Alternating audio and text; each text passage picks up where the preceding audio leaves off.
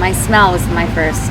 Something was wrong with that smell. So I run upstairs and get my husband and tell him he needs to see. Come look. You have to come see what this is. And he rumbles his way out, and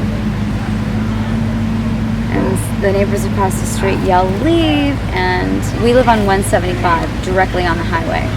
So their house sits here. Ours sits. There's 175. Ours sits right here. So we were looking at the fire now. The barn was here. It was gone. Everything, the fire had come up to behind their pool. So as I'm walking through the house, I can feel and hear the flames crackling and burning my face. I could feel my face. And then we just kept taking stuff out to the truck, putting things in the back of the truck, and then continue to have the airplanes drop the stuff. And then we went down the hill, and then we were at Middletown Middle School, kind of all hanging out together. And tell me about what you were seeing and what you were feeling when you were going down the hill, and what was going through your mind. Are we doing the right thing? Should we stay? Should we go back? We park there, and we think, okay, we're going to wait this out down here. And everyone's watching the fire and telling harrowing stories about how they got out of their house and how none of us knew that it was on top of them until it was literally on top of them. And then the fire, we all look up, and the fire is just kind of waving and just burning over ridges. And we knew, well, there went Harbin, there went, all these places we know they're just getting slammed with flames. So then, and the sky grew black and dark and looming, and the moment I realized it was as bad as it was,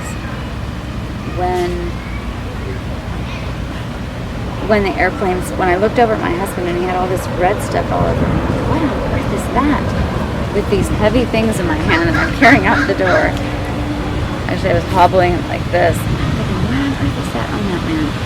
And then I look down, and I've got it all over me too, and I look up, and that's what it's coming from. And then I look over, and the fire has come, and it looks like it's about to just blow right through the house, and whatever they did, they saved it.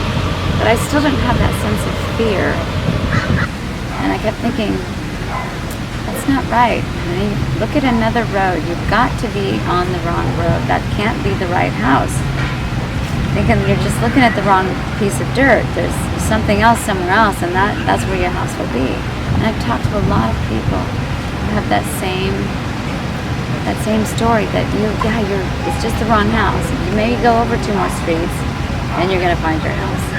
We don't know. A lot of us haven't been back there. I'd say 99% of us haven't been back there, so we don't really know the devastation we're going back to. We know, I think even more so when you fall hard together. It really takes a village like this, like the folks here, to kind of push us back up. I've talked to so many people who live on Cobb who were like, the first day here, we're leaving, we're moving out, that's the sign. And I was like, but our community is special. We're the cool cats, we're the cool. We're already having meetings after meetings, even down here in this encampment, on what are steps to rebuild, how are we rebuilding.